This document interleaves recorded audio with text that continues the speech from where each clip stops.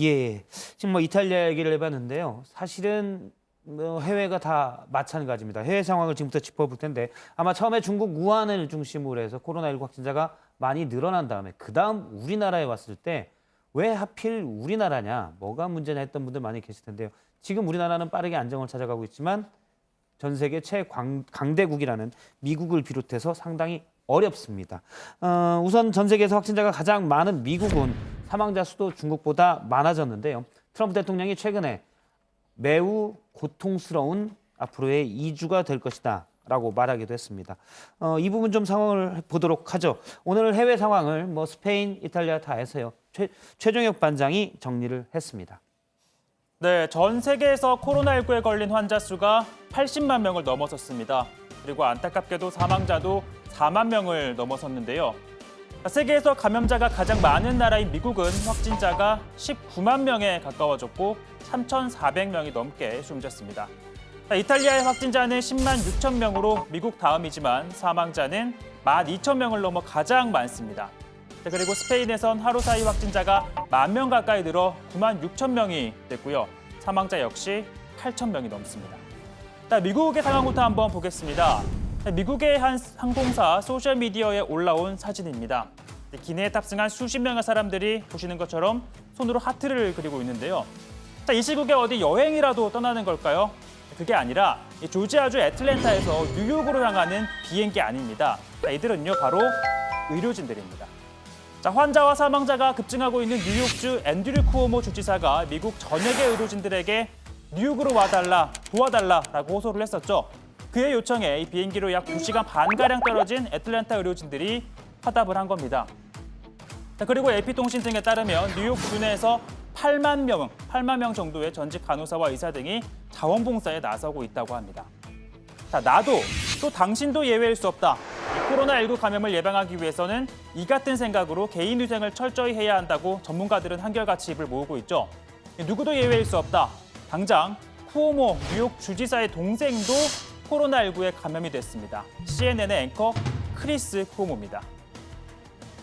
I know you're working hard for your state, but no matter how hard you're working, there's always time to call mom. She wants to hear from you. Just so you know. Yeah, I called mom just Not what she before I said. came on the show. not what By she the said. way, she said I was her favorite. Stay strong, stay for your people, and I appreciate you being here. I love you, bro. You too, brother.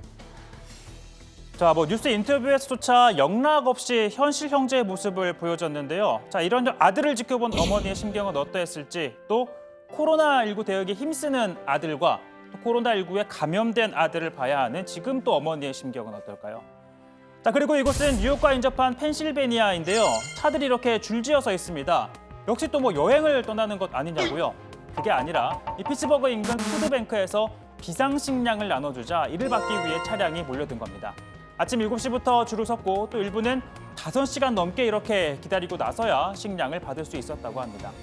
식량 문제, 먼 얘기가 아닙니다. 당장 우리나라 역시 자가격리가 길어지면 1인 가구, 특히 독거노인 등 취약계층에겐 이 먹는 문제가 현실로 다가오게 되는데요. 그러다 보니까 대한적십자사 이렇게 취약계층을 위한 비상식량 세트를 만들어서 각 지자체 등을 통해 지원하고 있습니다. 뭐가 들었는지 한번 보니까요. 물이 있고요. 즉석밥과 김, 기본적인 식량들이 들어있습니다. 그리고 유럽을 보면요. 스페인의 확진자 급속도로 늘고 있습니다. 앞서 전해드린 대로 확진자는 10만 명에 가까워졌고요. 사망자도 하루 사이에 900명이 늘어나 8천 명이 넘었습니다. 스페인 정부는 이렇게 조기를 개항하고 희생자들을 추모하기도 했습니다. 스페인의 의료 물자와 인력 모두 턱없이 부족한데요. 보시는 것처럼 스페인의 한 병원에는 환자들이 이렇게 병원 복도에 누워 있습니다. 그만큼 병실이 부족하다는 걸 텐데요. 병실 내에 있는 의료진의 모습도 한번 보겠습니다. 다소 좀 우스꽝스러워 보이기도 하고 어색해 보이기도 하는데, 이 의료진이 착용하고 있는 건 바로 스노클링용 스쿠버 헬멧입니다. 여기에다가 의료용 필터를 부착해서 사용을 하고 있는 건데요. 그러니까 의료진을 위한 최소한의 장비조차 부족하고 또 이렇게까지 개조를 해서 써야 할 정도로 상황이 심각하다는 걸 보여주는 단적인 장면입니다. 그런데 의료 장비가 부족한 건 프랑스도 마찬가지인데요. 의료용 마스크는 정부가 통제를 해서 지금 시민들은 구할 수 없고 의료진에게만 공급이 되고 있지만 그 역시 수요에 턱없이 부족한 실정입니다. 그러다 보니 현직 의사가 의료용 마스크와 장갑 등이 부족한 상황을 비판하며 자신의 소셜미디어에 총알바지라고 적은 붕대와 붕대를 이마와 팔에 차고 이렇게 누드 시위를 벌이기로 했습니다. 자, 그러다 보니까 에마뉘엘 마크롱 대통령 각종 의료 장비 공급을 위해 40억 유로, 우리 돈으로 약 5조 3천억 원 상당의 특별 예산을 배정하겠다라고 밝혔는데요. 또한 프랑스 내 의료용 마스크 공장의 생산량을 현재보다 3배 수준으로 올리고 또 유명하죠. 타이어 기업 미슐랭과 자동차 부품 기업 포렌시아 등도 마스크 생산에 나서기로 했습니다. 자, 이렇게 전 세계가 코로나19 대응을 위해 이동을 제한하고 물리적 거리두기를 강조하고 있는 가운데 정반대의 정책을 펼치고 있는 나라가 있는데요. 바로 지금 보시는 스웨덴입니다. 자, 거리를 보면 여느 때처럼 사람들은 이렇게 일상생활을 하고 있고요. 식당이나 또 야외 공원에도 사람들로 북적입니다.